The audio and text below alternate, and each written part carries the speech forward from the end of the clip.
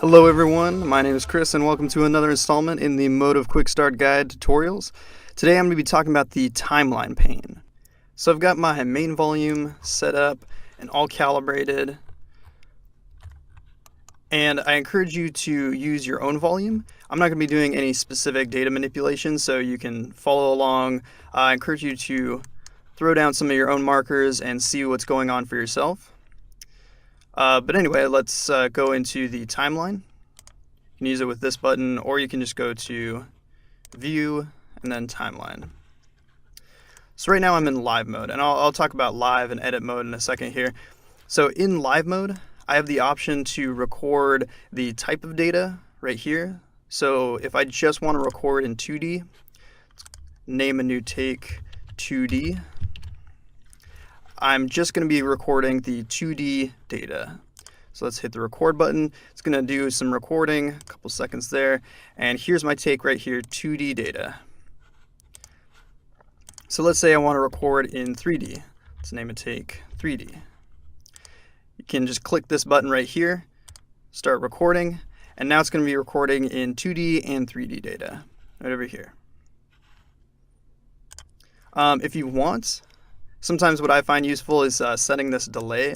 So if I set it to maybe like 2 seconds, it will have a delay before it starts recording.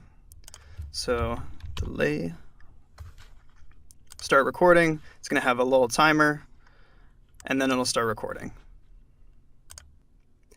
Another really useful feature that kind of works in conjunction with the project pane is that you can just, let's see, let me open Notepad. Let's say I want to move in a bunch of take files. So I got like a run take file, walk, jump, and roll. So I can just copy this from any text editor or like an Excel spreadsheet, just copy it, go over here and press Control V, and then it'll put these take files right in the session that I'm working in. So I've got this run. Let me start recording. There you go. So my markers, look at them run. And then the project pane will just automatically go down this line.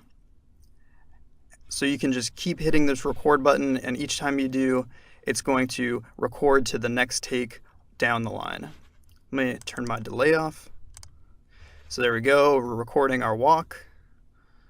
Let's record. And let's say I didn't really like that specific take. Maybe let's try it again. Hit this again button, and it'll add a little numeric identifier right here, so we can record that again. And maybe that one wasn't so good. Let's just do that one more time. It's gonna add this little identifier again, just gonna keep incrementing it. Hit record, and that's the one I like. So then it's just gonna move on to the next take. Record our jump, and then let's do a little recording of our roll. And if you don't have anything specified in here and you just start recording, it's just going to record a take with a little timestamp right here. You can see that. All right, so now we got a lot of take files. We got one in 2D, got a bunch in 2D and 3D. So if you double click on any of these, it's going to go straight into the edit mode. And you can switch between live and edit mode just with these buttons right here. Or you can just use the tilde on your keyboard, it's a little hotkey. So if you switch to edit from live, it's just going to go to the last take you edited. So if I'm in live mode and I start doing like another recording and I want to go right into edit mode, I can double click on it, or if I just go to edit, it's going to go to the last take that I was editing. All right, so I'm in edit mode and I'm going to be editing this run take right here. See, I'm in edit mode with this little blue icon. That means I'm editing that take. So for playback, little hotkey, you can press the space bar and it's going to play back all of the data on your timeline. You can also grab this and scrub along the timeline for the current frame. And then let me open the editor, zoom in on my markers.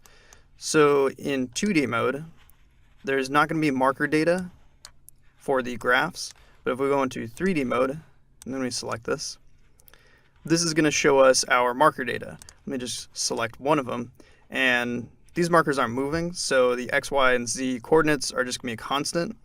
But if we zoom in our range, See, right now we're at 5.2 meters to negative 5.2 meters. You can click and hold the right mouse button, then drag upwards, and you can see this range is decreasing. So I'm zooming in. Now we're getting really small, down to the millimeters. We're at like 0.13 millimeters, and now we can start to see some noise in the markers. So bouncing around between, a couple hundredths of a millimeter.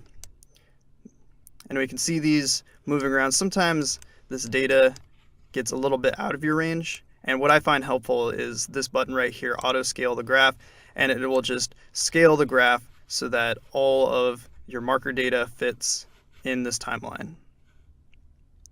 So now let's say I want to play back a specific range. You can see right now I've already kind of done it accidentally, but if you hold the right mouse button, and then you drag the timeline horizontally, it's going to zoom in the play range. You can also do this with the scroll wheel, it does the same thing. And what the play range is it's basically the range at which the take is going to play. So let me zoom it in to maybe like 100 frames, and then it's just going to loop back and forth between this play range. And you can see the specific frames right here.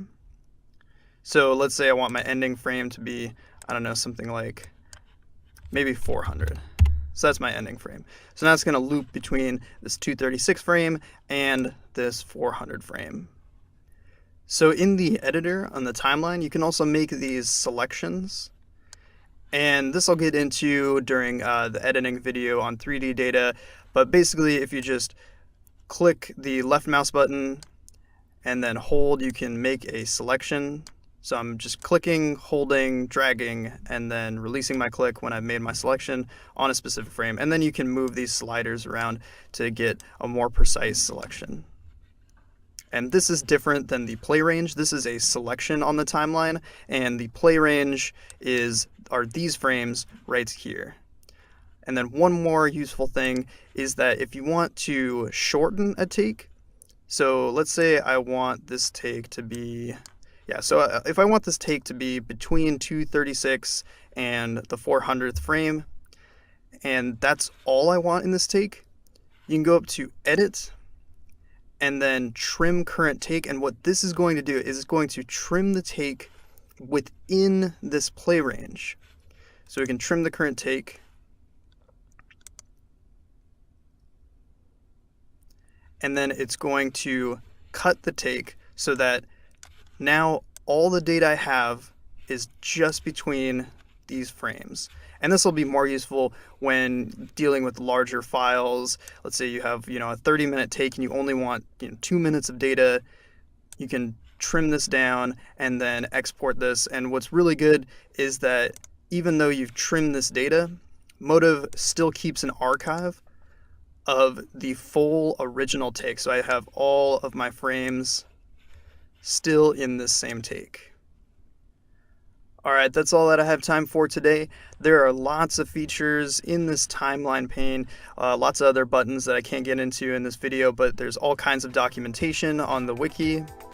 So go ahead and check that out if you have more questions. And as always, thanks for choosing OptiTrack.